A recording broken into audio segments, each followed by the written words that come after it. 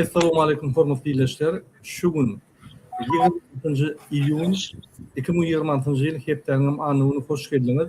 Türkmenistan Demokratik Opozisiýanyň kanallarının platformalarına. Hormatly dinleyijiler, şu gün meň bilen gepleşikde Muhammed Döýje gatnaşýar. Muhammed ağa, assalamu alaikum. Hoş geldiniz. Salam vatandaşlar, salam Nurcan, salam Murad ağa. Salam. Nurcan apa da gatnaşýar. Nurcan apa Amerikada DBT Halk Hereketi'nin vekili ve Türkmenistan DBT Halk Hereketi'nin prezidiumunun yol başçısı. Nurcan apa hoş geldiniz. Selamun aleyküm. Salamlar. Emeňize salamlar. Salam vatandaşlar. Şugun bizim temamız yine Muhammed ağam, Nurcan apa Türkmenistan'a OBSE bilen yani Türkmen hükümetinin arasında gepleşikler geçti. Şu gepleşiklerde transnasyonal represiya diýmek, başka devletlerde represiya etmek, yani bir hükümetin başka devletlerde represiya etmek barada meseleler alındı, onu da kaldırıldı, onu da Alişer Sakhatov, Abdullah Oruz ve beýleki Türkmenistan'ın aktivistlerini Daşurt'tan alıp gelip Türkmenistan'a girdiğin ýagdaýda olary ýanky çäre görüp bir kanun çäreleri görüp şu barada gurrun edildi ve şu meseleler kalıp başladı. Gurbanly etýärde bir Muhammed hökümet şu meseleler boýunça jogapkärçiligi çekilmeli diýip şolaryň golunyň ve şolaryň ýanky görkezmelerin aslında şu zatlar bolup geçe şu barada gurrun etjek bolýar. Men birinji bilen sözü Muhammed ağa berýän. Muhammed ağa söz sizden. Aýdar. Salam vatandaşlar, emmeňizin habaryňyz bardyr belkem 22 iyunda Aşgabatda Ýewrosoýuzyň delegasiýasy Türkmenistanyň Daşary işler ministerliğinin delegasyası bilen on yol başçysam Mehri Beşimova diýip şu delegasiýa bilen duşdylar. Şu tada Ýewrosoýuz Türkmenistanyň adam hukukları deklarasiýasynyň bozulmagy hakynda, transnasional represiýa hakynda, aktivistlere azar verilmegi hakynda, ayallara zorluk edilmegi hakynda, şolun üstünde gurrun ettiler, doğru gurrun ettiler, yeke at çekip gurrun ettiler Türkmenistan'a. Ondan biz bir toğur zatları etiyek, ayarların dengligi falan hep 2007. yılın içinde şu zatları etiyek ditti. Olara bir öz plan değişmelerini verdi. Yani ola baştan toğum edecek oluyor. O zat belli. Yani şu da muhim zatların bir yerine Ýewrosoýuzyň delegasyasy o tak gitmeden önce biz bilen habarlaşdylar. Biz dolu dokumentasiýalar berdik. Transnasional represiýa hakynda yeke bizim aktivistlerimizin nemesini berdik. Şonam ekidip şolun öwlerini goýdular. Şu uly muhim wajyp habarlan bir. İkinci, şuun kıvın çıkan bir ören ovi habar. Birinci gezek Türkmenistan'ın tarihinde Human Rights Right belli bir proyektin esasında adına şeyle koyuptur. Vatandaşlar men her şey adına may değil. Murada başla ahaleke. Geplendiğin için köydürülen ömürlerdi. Ve ne yetin vatandaşlar? Geplenim için köydürülen ömürler. Şol proyekti tayinlap bütün onun agdası devletleri, Türkmenistan bilen diplomatik aragatnaşyk bar devletleri, hem Türkmenistan bilen işleşen kampanyalara, hem dünyadaki pravazashitni kurum bolan hemmesine proyekt hökmüne berdiler. Türkmen devleti bilen aragatnaşyňyzda şeýle bir aragatnaşyňyz gurnan Türkmen devleti biler ýanak, duýar ýanak.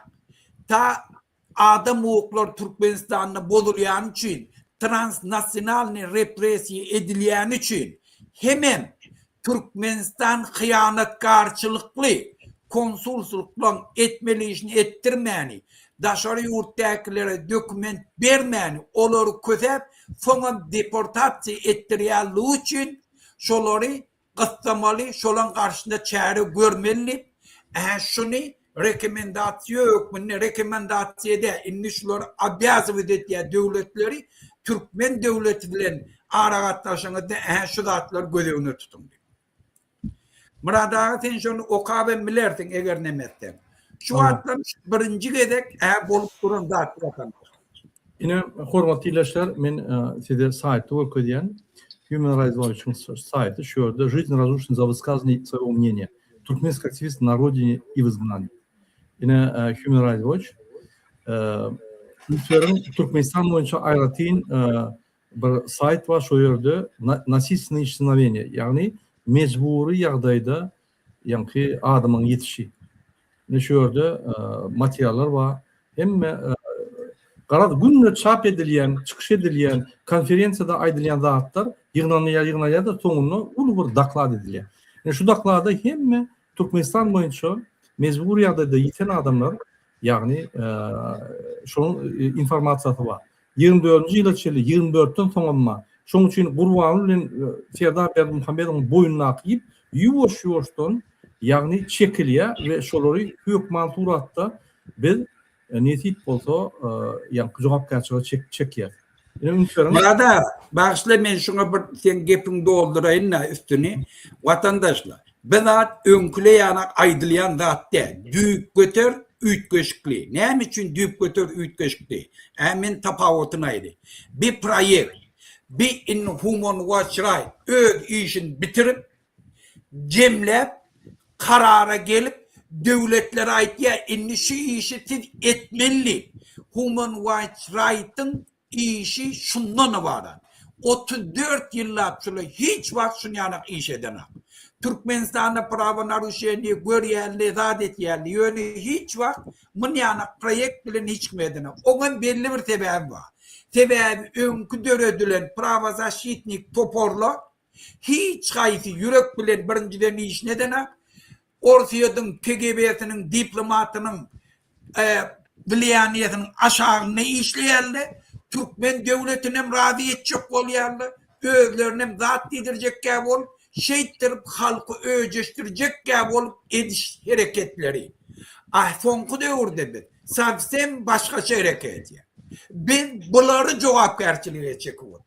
Şol için ben hem aktivistlerden hemmesine şunu kutlayan, şunun giyici ünlü çeken zahmetleri, Diana, Murat Ağa, Nurcan, Nuri, hem aktivistler şu an giyici ünlü şunlara gün vermedik biz, ta şunu aktivistleri diktatörün önüne yaka koymasın. Bir Türkiye devleti de inni şey, ulu esası doküment. Türkiye devleti şu dokumenti eline alandan sonra hükmen Türkmen devletine yüz tutup aktivistlerin yardımıyla bilmeli, iyi verenlerin Türkiye'ye getirmeli. Etmese biz başka çareler Türkiye'nin karşısına koyarız. Doğru, yani inem Muhammed Ağa ünsörtlerdim şu daklatta cik yazılıya hem Türkmenistan'ın edin yani bir kanunçuluğu. Yine şu yerde okap bilirsiniz, şu videonun aşağına silki durur, şu materyal görüp bilirsiniz. Kıyıtkaç aytıp kıysak, yine her bir aktivist boyunca ayratayın bir malumatlar var. Yine Mansur Mendialov. Hem diyane verdi hava. Mansur Mendialov, Murat Düşemov, Nurgelli Halikov, Peygamberdi Alıberdiyev, Sultan Açilova, yine Saddam Gulamov, Melikverdi Allamuradov, Alişer Sakhatov, Muzafin Alişer Sakhatov. Кемине эммеди бар. Проживающий в Турции, 27 года, он стал видным представителем туркменской диаспоры благодаря своему каналу на эфире. Эркин Караиш, бесплатный просмотр, где он документирует нарушение прав человека, коррупцию, трудности, так, за границей. И Абдулла Урусов, Олонма, Янки, активист грозит депортация. И Умидян Бекчанова. И Шолори Яны докладтан соң, Human Watch Raj, yine şeyle netice veriyor. Правительство Туркменистана немедленно и безоговорочно освободить всех лиц, заключенных в тюрьму, за мирное выражение мнения. Yani parahat yağdayda öz pikirlerini aydanları katı şart yağdayda çıkarmalı yani rekomendasiya veriyor. Ben o zaman düşünürüm rekomendasiya demek neydi?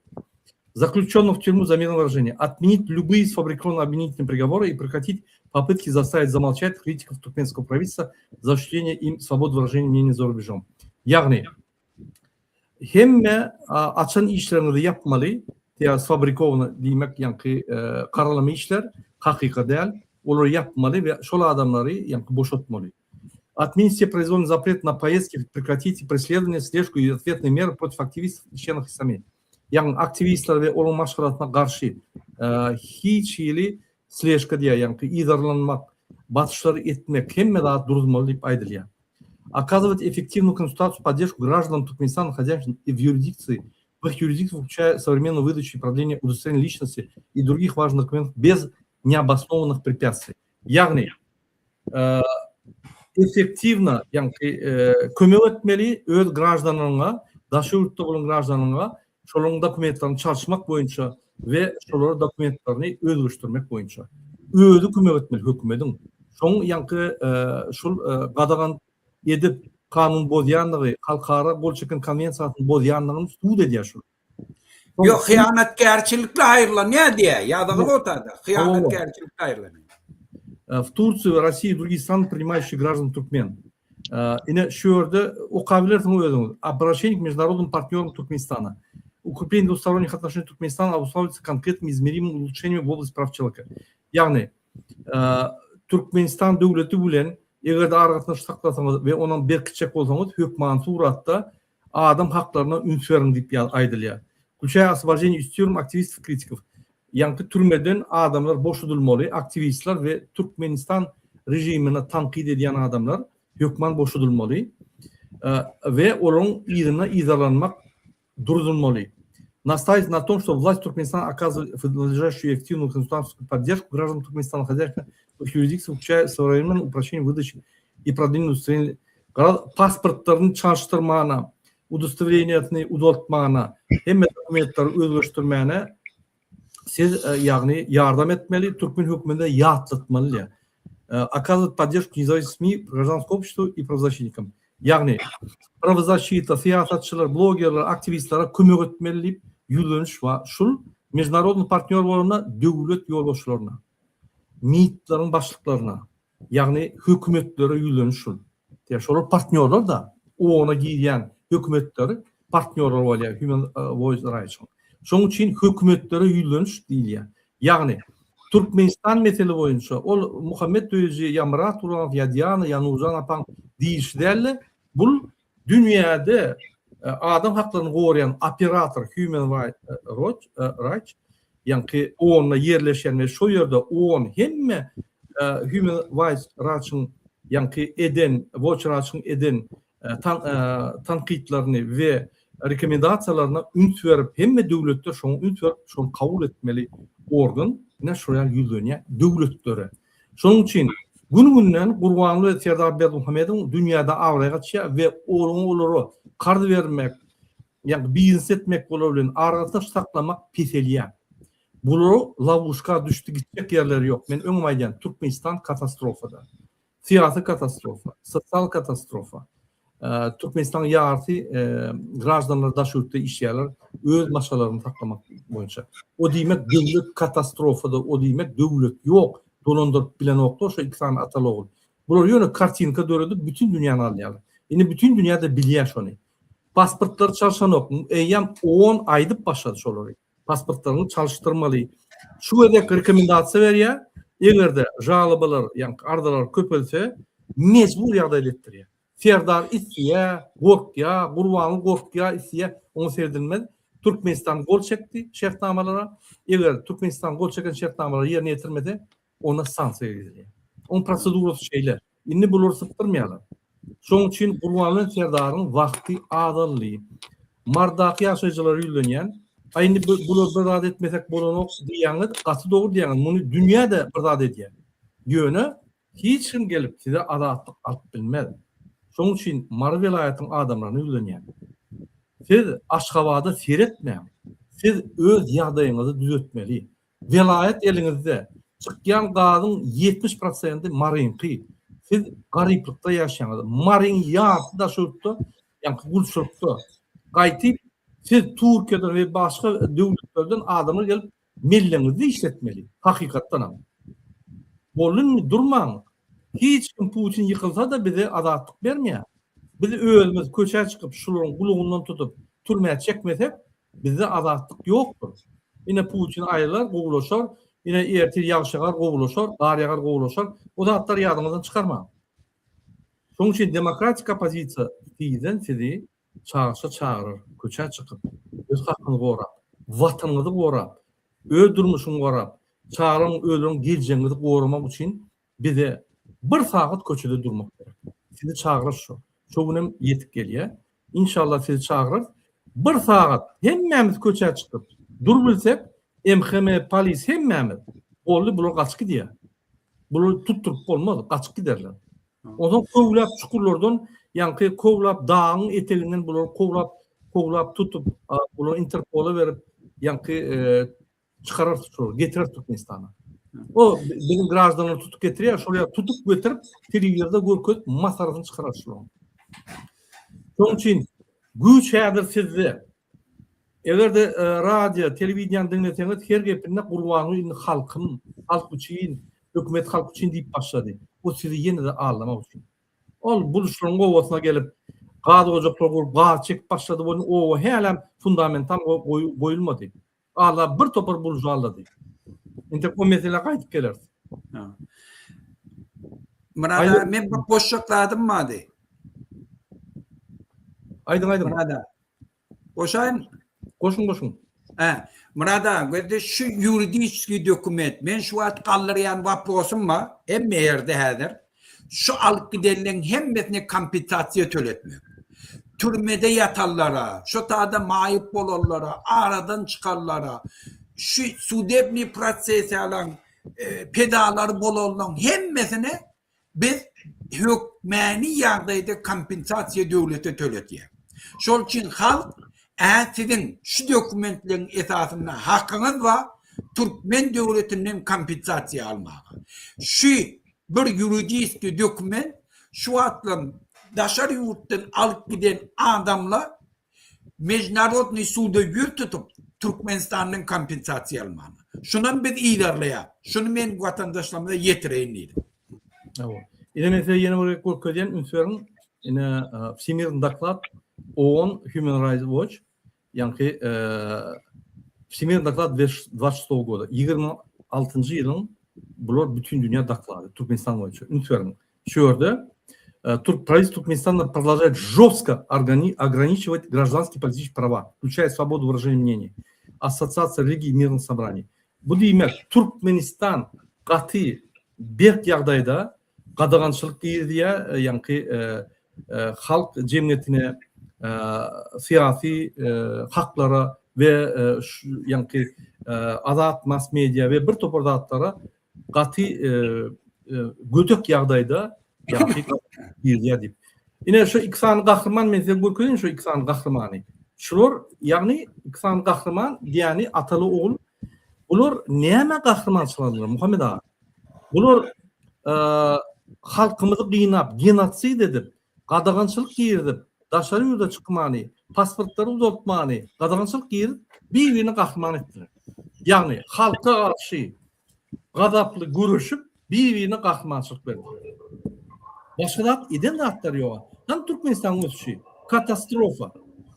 Arkadaş şehrin doğru anlaşılır buraya. 15-16 tane firma var yığınları. Yığınlar ben yani haramda pul paylaşmıyor. Bütün dünyadan kardalıp şu pulları yaratmıyorlar. Hani kahramançılık nerede? Oğurluk çoluğu kahramançılık bolyan mı olsa, qadağançılık kahramançılık bolyan mı olsa, biz şuları tez vaxtda tutup edip türmeye çekmeli. Bunu halkına zoruşuyor. Ben şunu yatlatacak bolyan. Şunun için biz hareket etmesek, bize direkt hareket edecek yok. Eğer de size azat durmuş, baktı durmuş Türkmenistan'a kaydık gelip, jip minip, milleklerinizi, yerlerinizi yani huzurlaştırıp arkın yaşamak gerek olsa bir saat vaktiniz gerek. Birce saat. Yine biz çağrış ederiz, sonra çıkmalı, bizden barmalı, şunların mesele çözülmeli. Bir saat çık vakt gerek. Köçe çıkmalı. Ol Aşgabat'ı bilen köçeğine çıkay. Sen beylik adıma motivasyon vereyim. Ne şuraya etmesek bizde başkanası yok.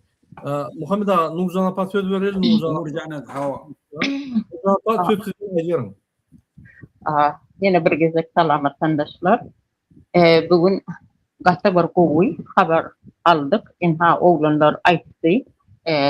Cikmecik yerine hemesini koyup halka yetirdi. Benim gatı beğenen, buysanyan, bunlarla bol geçen datlara. İnha bu tayda oğlanların adları geçti, yankı bir daklattı. Onlar söz azadlığını istediler, öz hak hukuklarını istediler, adamları öldürmediler. Ya bir ervetlik etmediler. Yine şu vakti Türkmenistan'ın içindeki bolup geçen yağdayları seyretsen nehil korkunç, ilginç datlar ediliyor. Yine polisler nira seyrediyor, hukuk koruyucular nira seyrediyor. Yani bu yankı adını aydık geçen şu daklattaki oğlanlar dine halkım bu yaşasın, hak hukukumuzu elimize alalı diyen oğlanlar. Sağ olsun duydular, bizi rekomendasyada verdiler. Eğer de bunun arkası gelmese, dinlemese, ignor etse hükümet demek buna çare görülecektir. Onu da anlayacağız. Şunun için halkım durmak yok. Görüşe devam. Yani bizi sizdirin. Böyle sağ olun. Benim baltım çekli, onun için çıktılar. Bu sağ olun uzanapa gelen için hormatly izleyiciler, biz hazır hem TikTok'ta efir alıp barıyat, hem YouTube'da, hem Facebook'ta, hem başka platformada şu YouTube yankı çıkışımızı alıp barıyat. Şunun için kıyın vermen, yazılın, bize koşulun ve öz fikirlerinizi yazın. Bize sizin fikirlerinizi katı vacip, tevavi. Sizin durmuşunuz var da biz gurun ediyaz. Sizin geleceğiniz var da biz gurun ediyaz. Hem meda çalışıp oluyor. Ne hemen çalışıp oluyor? Ölümünün başka daha çalışıp oluyor. Bize bağlı. Men kalkam diýdi her wagt Almanya kurulundan yere düşünçe bir pelek diýdi. Şoň üçin şol bir günüňiz bir pelek ýaly. Bir pelegem 100 ýyl ýaly. Şol sizin bir günüňiz 100 ýyl ýaly. Näçe biz gaza çekip ýa-ni garaşyp otyr. Bir sagatda çödülmeli meseleni näçe biz 25-26 ýyla ýetirýär. Kim ol gurban bolar? Kim terdar? Halk tursa şolar deşik tapmaýar, gidilmeni deşik tapmaýar. Bize 1%'dan da bize 0,01% adam gerek. Eğer Türkmen halkından şonça adam öňe çykyp bilmese, mümkin Türkmen halkynyň ýetgejegi ol anykdyr, mümkin. Şeýle bolmalydyr, mümkin. Şoň üçin biz halk boljak bolsak, biz beýleki halklar biz siýlejek hormat goýjak bolsa, biz bütün dünýäni güldürmeli.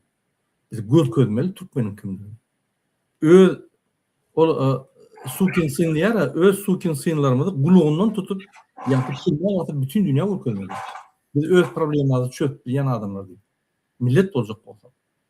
Şoň üçin yine Marvel hayatın adamlarını ýülenýän diýe soru berýärler. Nämet bolkaşylar. Hiç adam etmeliler. Öňe çykmaly bir sagatlyk boldy. Marvel hayat öňe çyksa şol gaç gidýär. Şol gaç gidýär. Eýemana bayramaly etrawyna 100 tane ayal gelip bunu sıçırdı. Başlan onu sıçırdı. Kurbanını çeltişti. Derru meselelerini çözdüler. 100 tane ayal maşgala bir milletin orunu tutup mesele çözdürüyor. Ne bizde erkek yok mu? Ne bizde başka ayarlar yok mu? Ne bizde Türkmen halkı yok mu? Ba? Niye ne Avrupa'nı görsem Türkmen ulaşmıyor. İşe. Ne edecek? Daşır da gidip közünüp. Öz yurdumuz var, bağ yurdumuz var. Şol iki sani gırınlegen otursa Türkmenistan'ın geleceği yok, neyemçip yok. Yine onun daklatları, Avrupa'nın daklatları hem yerde Türkmenistan'ı adam haklarına hormat koydurmalı deyip bloklap yatıyorlar. Gününlerine blok kokup kadansı giyirip yatıyorlar. Gününlerine bloklar köpölüyor. Bizde de tupikten tupiğe var ya. Şoň üçin şu mesele çözülmese alaç yok. Opozisiýa boyundan yapıştı Gurbanly serdarym. Şu şuna gitmeli bolýar. Tutulmaly, basylmaly, gitmeli halkyň onu ötüş toramaly. Bütün çüýrük tohum. Diňe iki sany bütün çüýrük tohum. Muhammed ağa söz sizden. Biz çıkışda dowam ederiz. Ýöne şul ulu bir netije soňky wagtlar opozisiýa netije gadan başlady. Onu köp sağ ol aktivistlere, sağ olun aktivistlere yine Diana grupporsi dayanç gruppa kathow işliýär. Ne şonuň netijesi şu. Elbette Türkmen News ve beýleki neşriyatlar çap edýär. Ine Erkin Türkmenistan, biz video çıkarýar, biz makala ýazýar, biz ýanky nime diýär Muhammed Ağa çykşyda hemmämiň ine uly işiň netijesi. Şuň mysal üçin adam hakkary goramakda dayanç gruppa öňe gidýär. Ertir mass mediada we halkymyza düşündirmek, halkymyzy galdyrmakda mysal üçin Düýeci, Gurbanow ýa ýene bir öňe çykýar. Oň tapagy ýok. Biz hemmämiz bir opozisiýa. Türkmenistanda bizi tutsalar serden operasyon devlete ýa Düýeciň komandasy onka opozisiýa diýip hasaplanýar. Şoň üçin biz barikadan bu çetinle biz bir yumruk bolup görüşmeli. Mene şeýle pikir edýän Muhammed Ağa. Murada men yine bir habar aýdaýyn. Dün bütün dünyada neme protiv pitek tip bir gün yani şikence neme türmelerde vurulup yencelip pakazany almak neme etmek şoň karşı neme günni. Şol üçin ýörükde bir neme geçdiler. Konferensiýa menem gatnaşdym. Международный организация против питек. Şo tada Pakistan nemeden Pakistan'dan ondan soň Egipt'ten başga nereden maldy Tunes'ten bir toforla çykyş etdiler da etdiler. O menem Türkmenistanyň ýagdaýyny aýtdym. Dogry uğratdym. Hemme dokument videosy bilen uğratdym. Gurrun näme? Äder biziň bir esasy направление bir zadymyz bar. Türkmenistanyň türmeleri orta asyrdaky türmeleri ýana. Ol dünýäň hiç ýerinde ýok. Şonu aýdamda da geň görýärleşýär. Habarlary ýok da şondan. Bilen akly şonu ýanaklar. Şol üçin häzir türmeleri biz dol ýatdyrtýar şulara. Barlyk uğratýar. Şu hökmen etjek şunu şu ýakynlykda Международный Красный Крест delegasiýasyny uğratýar.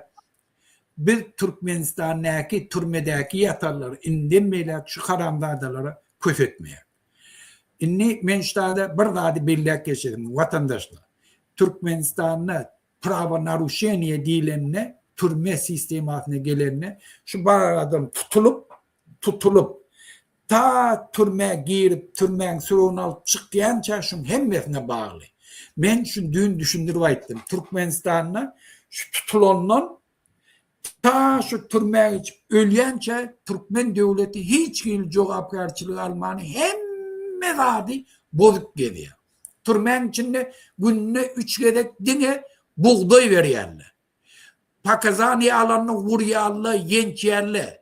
Adam sagdyn çıkanak türmelerden, Türkmenistanyň maýyp medisinski hyzmat ýok. Şularyň hemmesi Türkmenistanyň sistematik bolýar, öýdüm planlaşdyrıp edilýär belli bir maksat üçin, halky gorkutmak üçin.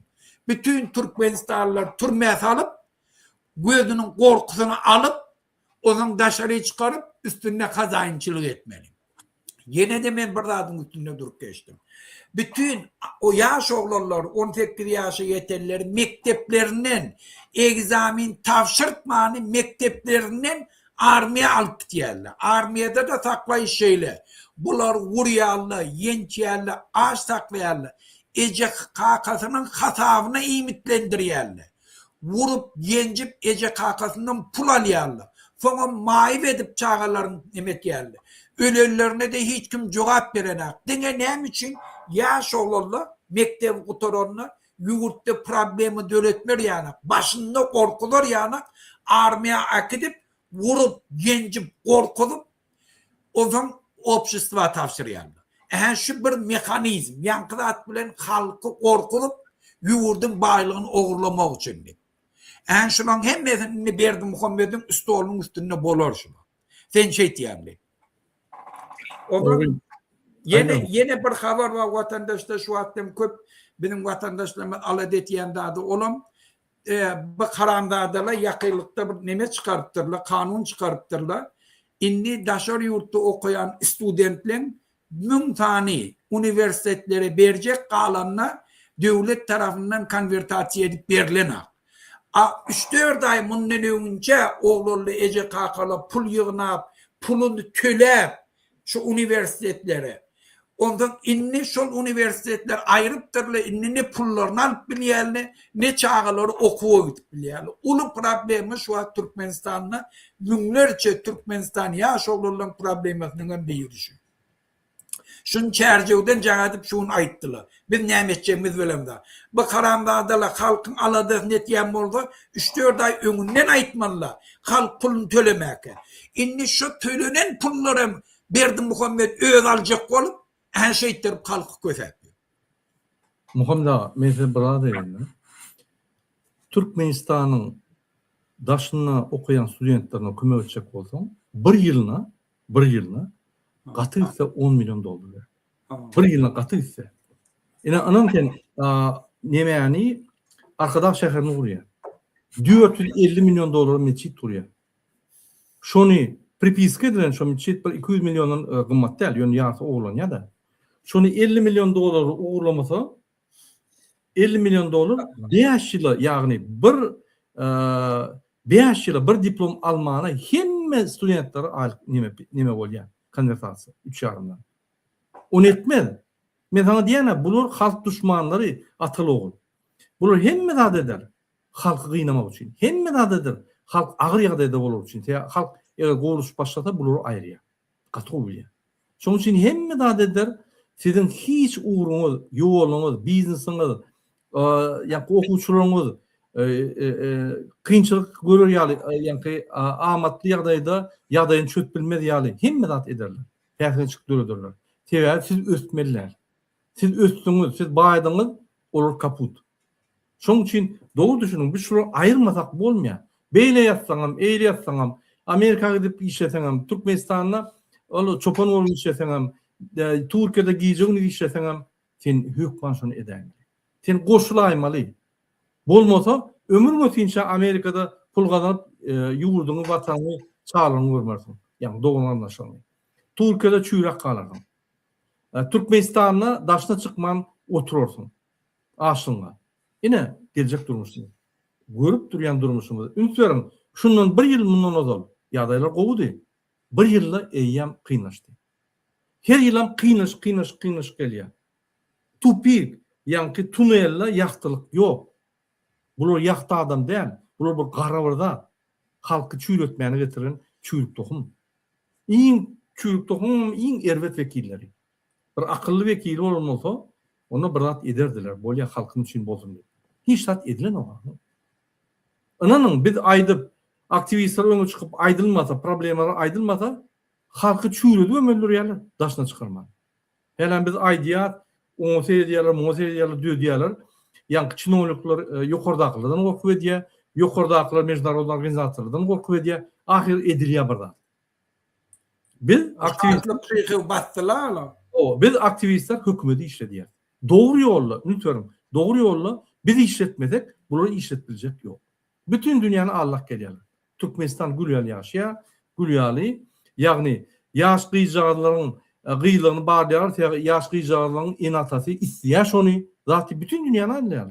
Nirde wa mektepde ýaş gyýlaryň, ýani gyýlaryny barýar. Nirde wa dünýäde ýok oraya. Demek Koreýede ýok. Näçip ýaş gyýlaryň namysyna degýärler. Näçip enatasynyň toraman ýaş gyýlaryň bedeni özüniňki, ol hökümetiňki däl, hökümet onu doguranyp Allah tarapyndan emeli geldi, o çağıjyk enatas tarapyndan emeli geldi. Näme haýdy kanunyň esasyna, haýsy ýanky görkezmäň esasyna, haýsy zadyň esasyna Serdar Berdimuhammedow buyruk berýär gyýlyklaryny barlamaly. Näme esasyna? Hiç esas yok. Ne konstitusiya, ne kanun, ne halkara gurumlaryň, halkara konwensiýalar hiç zat yok. Şu arada edýärler şonu. Şu ýaş gyýlaryň enasasyny ýülenýän utunun öz gyýlaryňyzy sizden soraksy mektep, polis gidip barlasy utunun. Öz çağlaryňyzy gorap bilmediňiz utunun. O näli? Hani men çağıma elletinen biri. Hani elletinen arada medamyzan edin, arada bir çeçen geldi ýanyma. Şeýle gep gurun wa men seň maşgalaň zalojnik aldym zat diýip ýanky. Men onu düşündirdim. Men türkmen. Men maşgalam elläýsem, ýüregiň şöyle goparyp eline beren diýdim. Maňa kanun zat gerek. Elle gör. Yok men nime dem gep görünmä diýe. Sen aýdan okmaýsan. Men türkmen men gulam okdyň. Oraya zat bir gulam yok. Ediyat diýdi. Gepim tümökleri Türkmenler daşyna içinde öz awrany goramaly. Polis bolsun, gurban bolsun tapaly. Namatyňyzy goran, çağlarınıza şikayet yetirtmeň. Polis bolsun, emheme bolsun, arňyzy alyň. Kanun esasyny at bilen dokmy? Başga esas alyň. Men size aýdyn, ünsüriň. Sen bir maşgala, çağıjyň bar. Bir polis gelip çağa gidip zorlaýar. Kanun boldumy howa? Kanun çıktı mı howa? Kanun bozup cinayet etti mi howa? Näçip onu hiçrat edilmeliler, hiçrat etmeliler. Sen o kanunyny oturup, öz hakyny gorap bilmän oturmaly. Halkara konvensiyada, adam haklaryny gorayan konvensiyada aýdylýar. Eger bir halk öz haklaryny gorap bilmese, eline yarar alıp adalatly bir haklaryny gorama haky bar. Men şoň üçin aýdýan, döwlet ýok. Egerde her adamda kanunlar bozulsa, bizim doğal hakkımız var, elimizde yarar alıp, öz maşgalamızı, kanunlar goramaly. Amerika'da şeyle konstitusiya kabul edildi. Yani şuraya konstitusiyanın ömrünün öz ağırlarını adalatı gorap, yarar alıp goradılar da konstitusiya düzülür. Bütün dünyada da şeyle. Anemçi Türkmenistan'la biz konstitusiya hormat koyamdık, anemçi hormat koyamdık. Kim konstitusiýany gorak gördümi? Yok. Gurbanlar depgilep ýör. Oň ogla konstitusiýanyň badyny bilen o. O samırdap, ýa-ni prezident bolan samırdap ýa tutup ýa-ni montaj edip, men tuğut etdim montaj edilenini. Okap aýdyp prezident bolýar. Oň manysyna da düşünen ok. Eger manysyna düşünýän bolsa, o meni basarlar, meni günlük kanun bolýan, kanun bolýar ýa diýip dururlar. Ýok, düşünen ok. Kakasynyň aýdany konstitusiýany ýokary diýip hasap edýär. Kanun düşünen ogul adam. Onu gulugundan tutup götüne dep kowmaly. Atşat ýagdaýda. En täwälenip konsertler. Aliýew bilen ýa-ni duşdy. Aliýewa hormat toýa çağıjyklar zatlar olar uzaklap owşap getip. Bu baran ýerine konsert goýulýar Muhammed aga. Çağlar mezbur edip çykarylýar, konsert goýulýar. Hiç kim ýany bar sağ bolduny maýdana. Bula gahrman, Aliýew gahrman däl. Ýöne prezident. Bul gahrman arkada Türkmenistanyň milli lideriniň ogly öz halkyny gowurmaly adam, halkdan gorkup aýlandy. Şular falşiw, şular ýa-ni prezidentiň falşiwi, ýa prezidentlikden utony falşiwi, arkada falşiwi, muňa hiç kim arkada berilen ok, öz-özüne berdi. Munyň milli liderligi falşiwi. Bu arkadan iki kahramanlyk falşiwi. Serdar Berdimuhamedow gidip İngiliz diline tekst okap, ona tekst okudy ol geldi boy, ay oğluma bir medal, kahraman diýip kahraman berýär. Utonçdan biz millet bol utonmaly şu zatlar. Şoň üçin bütün dünýä gülýär. O düşünün. Men size düşündürýän şu ýaly haramlyklara gözümüz yumsak, bizim haklarymyz bolmaz. Ýok onda. Şoň üçin innovasiýa biz galmaly, biz şunu yerine koymalı. İkisine. Biz bu bütün dünya Türkmenin kimden? Aydın Muhammed abi. Remizan Kadirow'um 17 yaşındaki oğluma medal verip doldurdu, götürmek yeri yok. Murada ben tağa bir tane video uğrattım. Kazakistan'da neyli öd hakkını oraya. Şunu koysam. Şu adı uğrattım. Şu atacağım. Bana videolar köp gelýär Muhammed amin. Doğruyu aýtsam. Bir şunu koy häzir. Yerlikli. Tebäk var ya Krasnovodskda iki hepdelep ağız suwlary ýok. Nemede de Kazakistan'da da bir ovada şeyle. Halkın çıkış edişini görşetadi onu. Men şol çine. Ya men koyayım. Aha getirdim doğru şey. Koy şunu sesi bile. Şunu var ya prezidentçiler tutmaya Kazakistan'ın. Kazakistan derrew hakim aýrýar. Kulak atın şunu. Sesi yok Murada. Sesi yok. Ses yok, ses var ha. İşler yok mu? Yok, sesi yok. Maňa gelene. Ses var. Sefa eşitliye. Eşitliye. Ne işte mi? Yok sesi Murat ağa. Bir minut.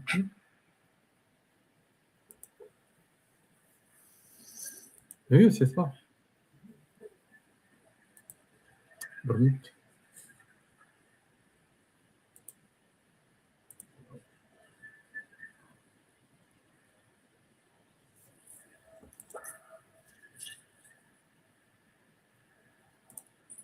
Sefa Muhammed ağa. Bor men ne yok onu? Power off.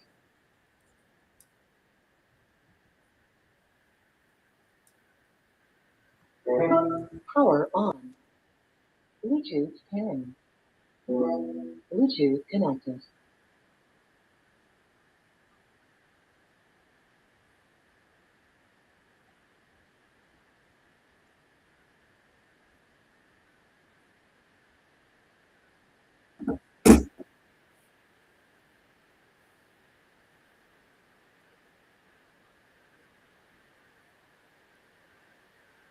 Şu başka yerden iyi verilen için hakimle diye iştahat eden aktı. Özümü saylamalı yani. Hem o başka yerden uğradı otayım. Halkın mesela çocuk oldu özümü saylayın. Muhammed ağa, hayatır aydı otuyor. Dur. Aha. Dinle deli.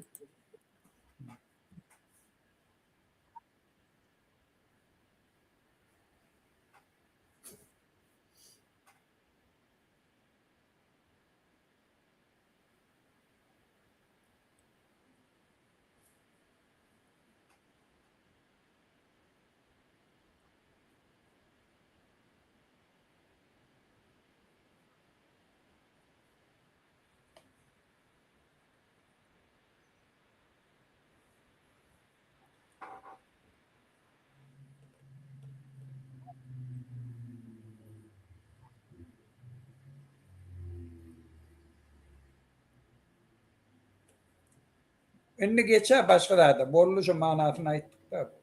Datto belirtmiştim Muhammed ağa yine belli katlar şuraya bir kontrol çadamıyor. Yine şu sebeple şu halkın hümmeti var. Bizim halkımın hümmeti var. Ne yapayım? Bari de diplik yok. Bari de vurup yok. Gurgulu ağlap ingrap yiyorlar. Bu yerden yürün abi. Biz böyle bulmalı yani. Kim bilir diye bir daşının düşman eden o bir iksan haramlar diye. Şunun için adamlar inanın görüşmek gerekken bir saatlik bir vakt belirleşeli öňe çıkın bolly tamam. Öyle ya. Son saylan kızyanını saylan, meclisini saylan, hekimini saylan, özün saylarsın. Saylan adamlardan talep edersin. O gizlenip polis, emniyeti kovlap görmez. Siz kovlarsınız onları. Kanunsuz talep eder. Yani şu durmuşa biz geçmeliyiz. Ya bu masaraçılıktan çıkmalıyız. Biz kâbe soruldu. Yani Kariyanam, Demirel Kariyanam oturuşu. O yerde bağlı yaşacık gıyları, yani gıylarını varlap akıdiyar. Niye de var şurada? Utoncu o bir halk için utonç. Yani onun intim nimetine devyen neyme? Nemen var senin. Şeydip çağlıktan gıyıl maşkalarını korkuyalım. Çağlıktan. Bana materyali iyi verdiler. O bir öz nasıldır yaşlanacak olur. İcreti yeni orada dediktir. Uzattır bulunmuyor. Türkmenistan'la ayarlar, hakları var. Onu korumalı. Onları yankı katı kötünyeler olur. Yani maşkalan çekiyorlar, kötünyeler. Biz ayar maşkalarımızı korumasak biz var köpülmez. Biz kovhak olmaz. Yani senin ayarın çağırın vakti. O çağırın icreti senin ayarın. Sen onu hormat koymasan onun çağırın öz ayarlarına hormat koymaz. Biz şu dağları yitirmeliler. Şunun için tez var ekenim. Ha, bor. Biz ne etmeliler? Aktivistler geçmeli. Biz size aydars ömrünün biz kalmalı. Başkalar açıyor. Yine pravozachitlikler adam hakları korumalı. Biz olsa yani şurayalı kezzapları, hükümete gelin maşenlikleri ayırıp halkımıza yol vermeli. Halk öğül prezidentini, meclisini, hekimini ve beylikleri öğüler sayar yani. ne siyasetçiler olmalı. Siyasetçiler bulmadan biz diktatörde getiriyor. Erkin siyasetçiler olmalı. Erkin bloggerlar olmalı. Yardan aktivistler olmalı. Cemiyetimiz olmalı. Şu bulmadan biz yemek diyor. Bunlar Atalıoğlu bunun esas maksadı cemiyet üretmeliler. Yani cemiyet bir iş başlata üretmeli, korkulmalı, vurmalı, akitmeli. Cemiyetin içinde bir adaletli vurmalı, akitmeli, korkulmalı, tutulmaya almalı. Bloggerlar içinde dine rejimi olmalı, başkaları koşulmalı. Biznesmenler dine rejimle işlemeli ya da hiç yere sokulmalı, imtinca oturmalı, siyasetçiler bolmalı, diğer basyalar ürüyorlar siyasetçiler, aktivistler ne yapacak? Onlar Türkmenistan'ın önüne çıkıyor. Onlar Türkmenistan'ı önüne getirip biliyor. Onlar diktatörden ayırdık biliyor. Sonradan yankı Hudaydan korkuşayan aktivistlerden ve opozisyonerlerden korkuyor rejim. Bunu şeyle yazaylar. Bir beylikli üretleri yani hükümet tankit etmeli, hükümetin kemçiliklerini görküt bilmeli, hükümet reaksiya vermeli kemçiliklere. Eğer halktan faydalanım oldu. Halk için işlemeli. Tankit etsek bunu düzeltmeliler. Bu olsa halk bağır yok, halkı oynadıp, çepek çaldırıp yani arkada şofrat deyip, terdar şofrat deyip, kıyırdıp oynatmıyorlar. Biz oynatıp olduk. Halk ol, iki tane bir terdamı onu oynatıp olduk. Oyunu bekmeli. Şunun için bütün dünya Türkmen'i hata edene gülüp diyoruz dünya. Olu Türkmen televizyonunun, vatan programının kadrlarını seyretsen ağlasın öyle. Türkmen halkı şu dereceye yetti mi? Arkada şofrat deyip kıyırıyor. Kıyırtılar bar mı işten, çıkı işten, bar işine merakka, arkadan merakka, bar yok olup çıkı işten. Ya seni mecbur ettireyim, yok. Ziyat için bar yanı. Özümüzü maskara ediyorlar, milletimizi maskara ediyorlar bütün dünyada. Yine de şu Haran bilen halkı talap, ziyat kılmak için bar yanı. Başka neyem var şöyle? Başka işlat yok mu? Ay başka günü görüp onu, oraya akıllı olsan geldi düzelt diyenler. Men hiç saat yeköydim başlat bilemem. Muhammed Ağa yeköydim başlat bilemem. İki olup başlat bilemem. Arkamızda halk durmasa biz başlat bilemem. Sizden başka bir gelip ettirmeliyseniz onu bütün ömrünü közünürsün. Yine matematika yali 2 koşmak 2, 4 olma yali ne hat yönü koy hükmünü biz düşünüyoruz. Başka anlatı yok. Muhammed Ağa biz efircem değerli sen ayçakladın olsa ben de onu men bütün Türkmenistanlılara ayçak olayan şu atlım Yaman Türkmenistanlı TikTok ulumlarına da aktif dünya Türkmenleri aktiflaştı da tonkuda orada. Onun hem yerde de Türkmenin gururun köpta. Men şolong hemmesini yüzlenecek olayan. Bir de Türkmenlik özünü ağlama. Siz Türkmeni söyleyen olsanız, Türkmenin namusunu, vicdanını, yurdunu söyleyen olsanız, siz ata vatanını söyleyen olsanız, birinci etmeliydiniz ata vatanınızı, şu ata vatanını talap bulan adamlardan dindirmeli. Şu bizim mukaddes borcumuz. Bir Mahtumulini öğrenmeklik, Türkmen dilini öğrenmeklik, Türkmenin edebiyatının, tarihini öğrenmeklik, ol bir normal devlet Türkmenistan'a geldi, o vaatli bir prikaz bilen üniversitede açık bolya. Avtomatik yağdayda çözüp gidiyor motoru. Avtomatik yağdayda çözüp gidiyor motoru. Hemen çözülüyor. Şol için o vaatlan hemmesini çözmenin esası kulucu nerede? Şu hükümeti şu karamda adalardan dindirmeli. Şu an bizim yazıcılarımızdan bir moral taraftan bozuk adamlar öğürlü. Sungut işgərlerimiz bir triyapka öğürlü. Bizim hem mezatımızı şunu moral taraftan bozdular. Hükümet işgərleri, inteligensiya diyeni, ondan sonra Mollaları şeyle bir bulaştırdılar. Ahlak, moral taraftan bozdular. Şunu Türkmen diğer yanakta. Türkmenler siz yazılacak bolmaňadyr. Oğan Türkmenler ay gaýraky Türkmenistanly eýle beýle diýmen. Şunu etdirýärler. Şu Türkmenler bar tenni satmaga mecbur etýärler. Şu Türkmenleri daşary ýurtlarda közenmäge mecbur etýän bir jepir içine bar. Olam ýurdy taalamak niýeti bilen dolandyryp oturan adamlar. Sen eger Türkmen bolsaň, sen eger musulman bolsaň, sen eger watanyny töýýän bolsaň, Yurdumuz şolardan halat etmeli. Eger Oğan Türkmenleri öşşök boldy, eger İran Türkmenleri öşşök boldy, eger Mahtumulyn gowuryan bolsa, eger Türkmen tünotunu gowuryan bolsa, eger Türkmen şahirleri döremegini isleyen bolsa, Türkmenlerin daşary yurtda tenini satmayanını isleyen bolsalar şu kömek etmeli Türkmenistan'a güçlü devlet kurmalı, adaletli devlet kurmalı. Eger şu devlet dikelse isleme Oğan, İran Türkmenler şonluk batından olu da peydalanıp bilýär. Şoňa uwanyp bilýär. Şu devlet işlemesinin arkanızda olup bilýär. Size hemme taraftan yardımcı olup bilýär. Siz özünüzü görkedi bilýäňiz. Biz eger yurdumyzda ýaşaýan ýerimiz dolandyrsak, şun ýany güllät östürýär diýip aýdy bilýär. Şun kun İran 47 ýylla Türkmenistan başta öz başta bolonu veri. Hemme halandağdaçılık etti. Türkmenistan'ın halkı o yaşamar yanak etti.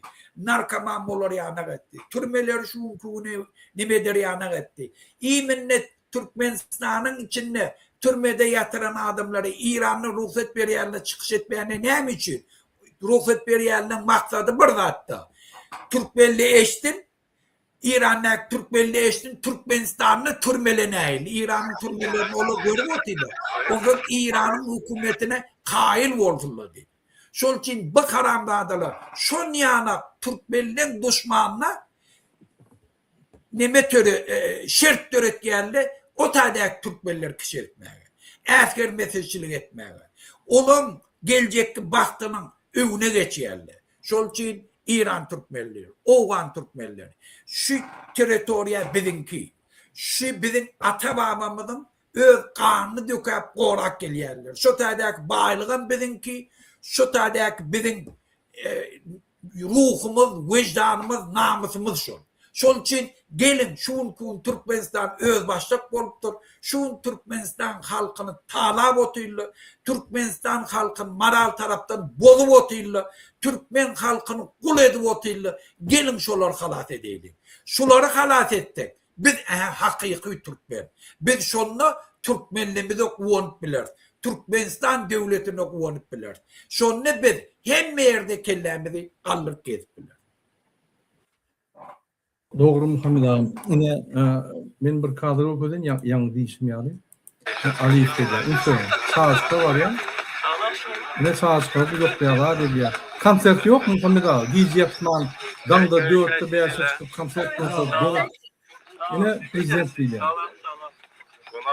Yeni selfie turata düşürýärler. Çağırdı. Yine prezident. Salam diye, ya. Ana selfie diye. O kaptan ne olur yine Serdar değil ama. Şu görüntü şoňa görket ýa, tenem şey diýär, şu akbaga görket diýär şonu. Tenem şey do beýtirip karandağda bolma diýär. Şoňa gönüşi, şoňa aýtdyklary şu. Bırak tenem bir adam yanak bola, bizim hem ağabeyimiz kaçırma diýär da şu. Şeýle bolsaňam bolýar, menem diktatör diýär. Gönümün tafak tenkule tenem şunu yanak bola oldu. Yoksa şunun şun karşısına gitmeli. Şu yakınlıkta şun karşısına git diye. Hükmenem şu atlım halk biraz hareket etti. Birinci edek Elhamov eğer Türkmenler kollamasa tüf yüzmedi ya. Sebebi milli duygulu adam. Bu vatanını söylüyor. Yönü dolandırış usulünü diktatörüm mı oldu? Yani on yana karandadı de. Evet Muhammed ağam. Men işleýän mi? Men işleýän mi? Ünfer şu turatı ünfer şöyle yankı Türkmenistan prezident vizipeti oğulan adam mı? Serdar Berhoy. Gen alya bu düşünen ok. Näme ahranı yok. Näme gorkman bu çağçylar bilen neme diýe hereket edýär. Düşünen ok. Antan ünfer. Düşünen ok näme bolýar? Ünfer şu Doğma Qarabağ torpağında. Düşünen ok näme okuyýar? Nece okuyursunuz? Ya et görmedik rahatda. Ya. Öz yurduna et bilmeyen muňa Aliýew görkezýär. Yani çağçylar bilen ýakatlaşma. Ve de selfie alışın eteret vende. Muhammed ağa bu bolsa o çağcıklaryň gıýlygyny barda diýär. Beýlekden o çağızıklığının surası düşýär. Yo, şonu şu diýär, atla bu Nuri bir adam- peredaş koydum Randaga. Nuri bir peredaş 10 yaşlı çağani atalığı zorlaptır. Med ekspertizeden geçen hemme dokumentler var. İnni şun kulak at. Bilen prokuratura näme jogap berýär? Birini barlamızda şonna cinayet alamatını vermedik falan neme bilen yatıryak göne diye. Eger şol edenem bolsa diye inni edenak ol opşystva kopuyor göne inni etçekkä diýip söz berdi diye. Gör.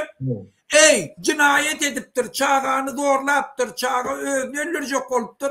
Bu karamlardalı şun yanak hat yazıyor ofitsialini. Şu hat bilen özlerine pregovor yazdır ya akmakla. Çağanı zorlaptır ey karamlardalı. O leyen türmede olmalı. Sen ecezini hem kıydını hem dapros etmeye de hakkın yok. Hemmesi bir ditirle bağ. Özlerim boynalıya ediptir şu yöneline etçekkä diye. Bir gedek edeninin ziyanı yok diye. Bir gedek doğrularını ziyanı yok. Adamla vicdanı namusu o bilen işi yok bula. Size pul veriptir. Şun karnaşı karamda adalan karnaşı.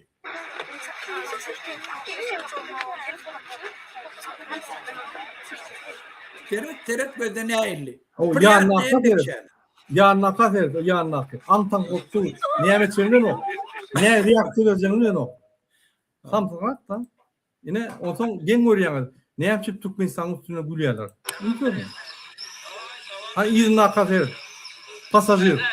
Yine prezident. Gülüşýärde yanlaka pasajir. Takat tarafından yöne komandirovka vurulan bir pasajir. Yine yadına şeyle Muhammed Ağa. Kıyın ortamım. Vatandaşlar gördüğünüz değil mi? Öz prezident deyip bir yani kısıda Allah tehtirini doğrulap gören adam. Maskara. Daşı yurtta maskara. Türkmenistan'ın içinde maskara. Halkına eden zat yok. Gaytip pasportları yani uzatılmanı qadağançılık etti. Viza giydiriyor. Halkını kıstırıyor. Yani studentlara konvertasiya indi doğru yaptı. Yine bu qadağançılıktan başka da bilen oğa. Yine şeyler. Şunun için biz kalmasak başka araç yok. Muhammed Ağa şunun önünde efir bu torolu. Hemmemiz de köp sağ olun, hormatly ilişler. Yine biz vakt aydar hemmemiz öňe çıkmalı. Bir saat köçede durulsak kaç gidiyor şu. Medeni çözüldü. Beýleki döwletler diýýärler elimizde yara alıp çıkmalılar. Köçe çıkıp, öz köçeňde çıkıp durdun. Yani bir saat çıkıp boldy. Çıkıp tanset, dur, begen, bayramçılık et. Yani ihlap uşkat, yönü köçe çıkıp gürköt badyňy. Yeterlik bolýar. Ine şoraya al buru gowşuk. Indiki gepleşikler için hoş sağ olun, hormatly dinleyijiler. Hoş sağ ol Murat.